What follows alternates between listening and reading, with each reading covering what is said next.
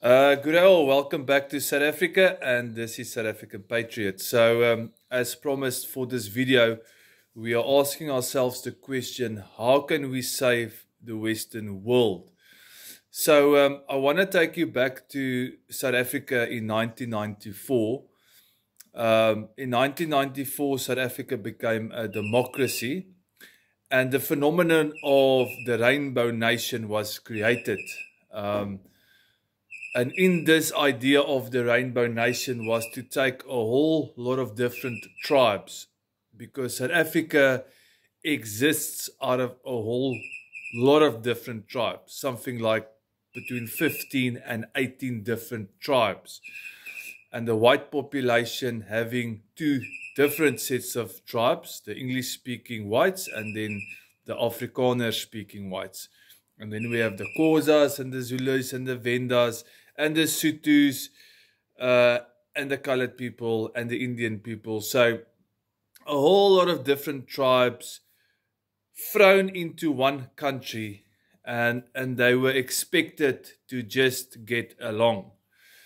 Now, South Africa was the experiment for diversity. And unfortunately, in 2025, we can say that this experiment of diversity has failed.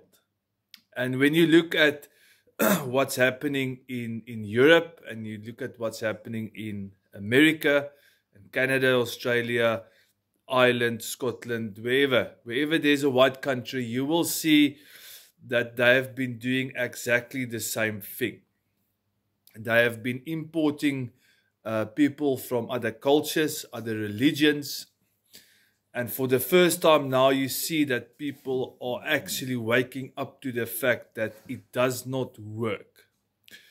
So the question we want to ask ourselves in this video: what can we do to save the Western world? And the solution is only one word. And a lot of people are going to be extremely upset when I mention this word, because white South Africans in the 60s, 70s, well, even from the 50s, were villains of the world, because we practiced the principle of apartheid. A system where every tribe had their own demarcated area, and they were allowed to sort of govern over themselves, live out their cultures, speak their languages, do whatever that specific culture did in that specific area, without other cultures interfering in whatever they did in that specific areas. So the problem that we want to solve here is: how do we fix the Western world? How do we save the Western world? And it lies in the form of apartheid. It lies in the form of communities and cultures literally segregating themselves. And this is nothing to do with being better than other tribes, or being better than other religions, or being better than other cultures. But for one, and this is one of the fundamental principles which apartheid was built upon, is that one culture should not trample upon other culture.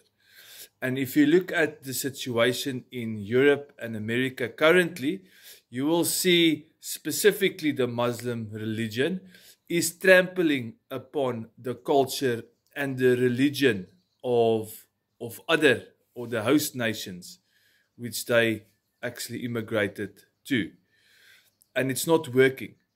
It is not working. Look, the immigration problem in Europe and America is planned, and it's paid for by certain actors and elites and bankers and organizations. The UN is one of them, to destroy the Western world. That is their tactic. That's what they've done in South Africa, and they've done it successfully. They've destroyed a country. South Africa was never meant to be South Africa. Every tribe in South Africa during apartheid had their own areas. Now here's the kicker. here's the kicker. And from experience as a South African, I can tell you that we white South Africans do not have a homeland. If you take the Zulus, you take the Xhosas have got Transkei and Ciskei, the old Transkei and Ciskei, and you've got the Zulus that's got Zululand, and you can carry on. You'll see that every tribe in South Africa still has the original pieces of homelands, if you want to call it like that.